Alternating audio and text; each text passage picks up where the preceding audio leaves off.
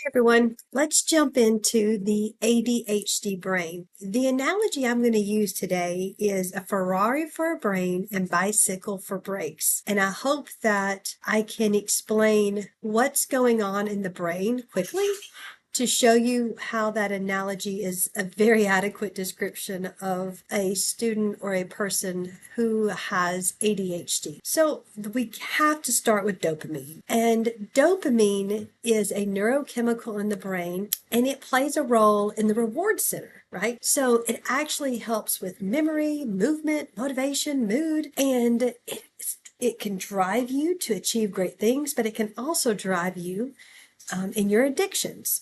Dopamine is the driving neurochemical in the behaviors of ADHD. And in fact, the ADHD brain craves dopamine.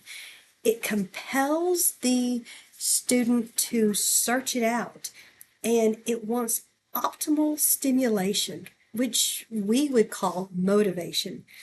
What drives the dopamine search depends on if it's an internal desire or an external demand. So think about that. And that's true for our ADHD kids. We can ask them to do something and they may not be interested. But if it's their idea, they can hyper focus on something while the world burns around them, and suddenly their attention is perfect, or even their strength. So this can actually cause a lot of frustration with teachers. But ADHD brains, if they have that internal desire, then they are intrinsically motivated. Those intrinsic motivation leads to more dopamine hits. The ADHD brain also is looking for stimuli that has greater personal relevance, because that is going to appeal to the ADHD brain. That is going to be a stronger dopamine hit.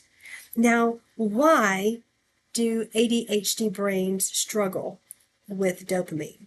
I'm so glad you asked. There is a network in the brain that is your reward center network. And what they think is happening is there's a reward deficiency syndrome, meaning that there's a deficit in the reward system that decreases dopamine and it decreases motivation.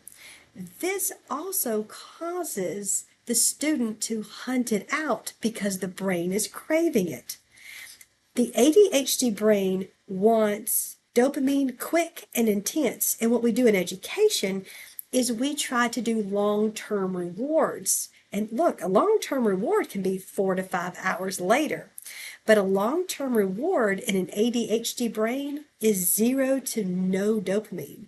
Therefore, the student is not interested in what we are asking them to do. What you will see in these students is that they will get a surge of motivation after a high stimulation activity because it's triggering dopamine.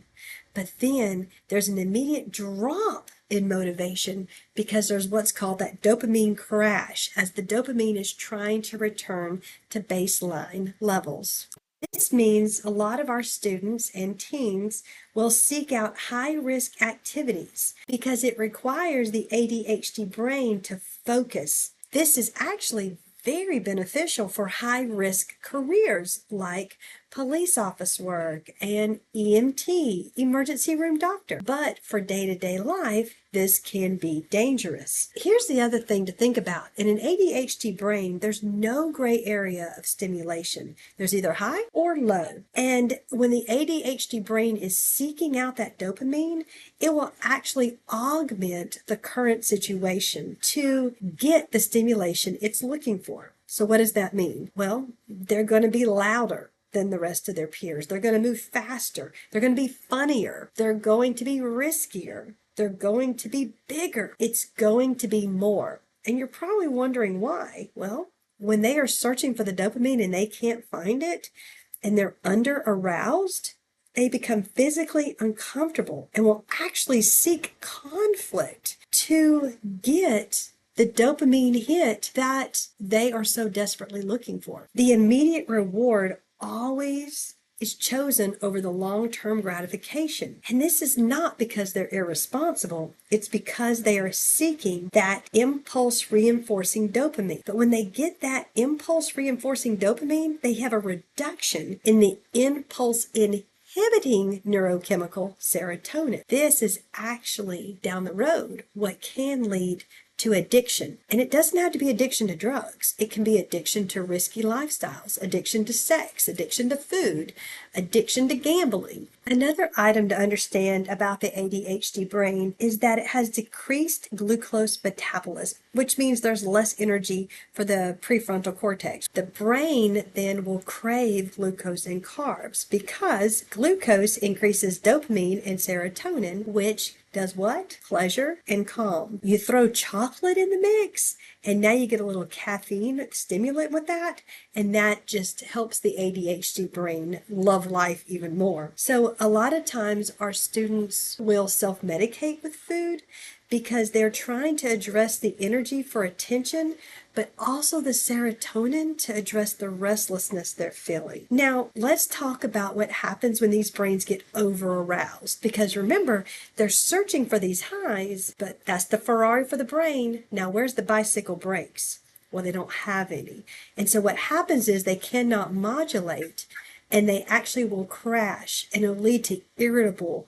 They'll be tearful, restless, they'll be aggressive. The brain demands a break. And what happens is that break is a sudden withdrawal. Now, this can look really odd to a lot of people. It can look like disrespect. It can look like defiance. What's happening is that brain is craving the high, and now it's got to drop low, and the only way it can do it is to crash. Those bicycle brakes are not helpful. Let's talk real quick about another type of ADHD brain that will probably sound pretty familiar to you.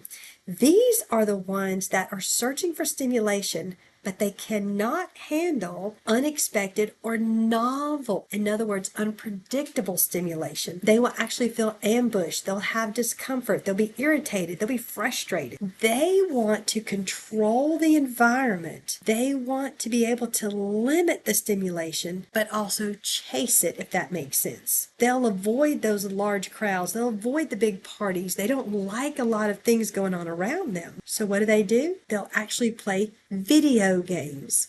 They can control the stimulation and control the environment, and therefore they're getting their dopamine rush, but they're also feeling safe. We do know video games can be habit forming. I think understanding the role of dopamine in the ADHD brain is quite helpful because it explains how these children can be so creative and passionate and likable. They have the strength. We don't want to go after the Ferrari brain. We want to build those strengths up. What we want to do is help them with their bicycle brakes so they can control their strength. By seeing the ADHD brain as a strength, we can build these students' confidence up to help them understand that nothing is wrong with their brain.